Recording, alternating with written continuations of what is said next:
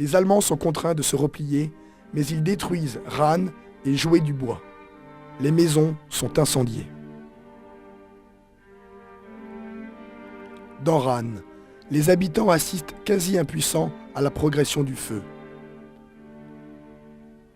Ils ont tout juste le temps de sortir quelques objets, de sauver quelques archives qui volent au vent. De rares meubles et un peu de linge sont ainsi sauvés des flammes.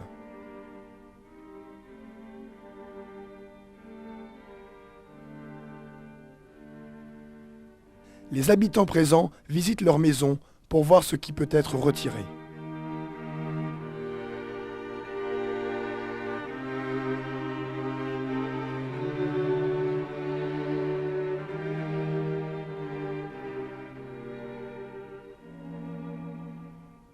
De la boutique du marchand de journaux, il ne reste que des cendres et des murs calcinés.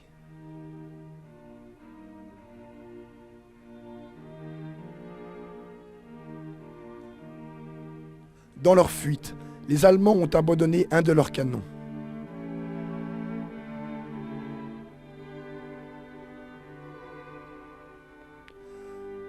De la station-service, il ne reste que les murs et la pompe à essence.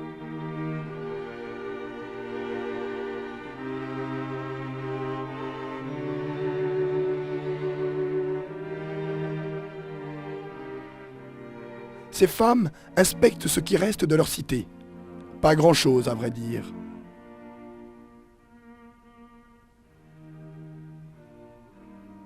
En quittant les lieux, les Allemands ont aussi laissé leurs panneaux indicateurs.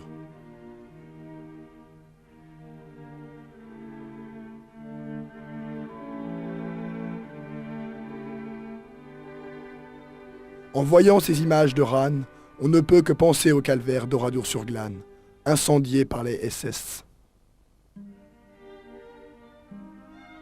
Heureusement, ici, le sort de la population n'est pas aussi dramatique, même si on compte les morts. Alors que les Américains continuent de traverser la commune, des hommes pompent de l'eau pour tenter de combattre le feu. Sur la place de l'hôtel de ville, tous les bâtiments ont souffert. Pour cet habitant, son maigre butin, tout ce qui lui reste, tient dans sa brouette. À Rann, les combats de chars font rage entre Allemands de la 2e division blindée et les Américains de la 3e DB. Rann finit de brûler.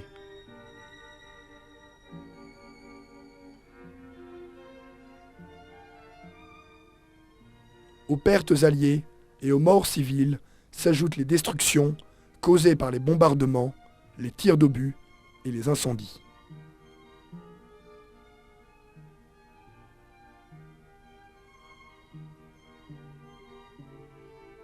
Normalement, ce ne sont pas les civils qui ramassent les dépouilles. Mais ici, au cœur de l'été, sans secours, ils doivent accomplir cette tâche pénible, surtout s'il s'agit de l'un des leurs. Le prêtre parcourt sa paroisse avec son enfant de chœur qui porte le bénitier.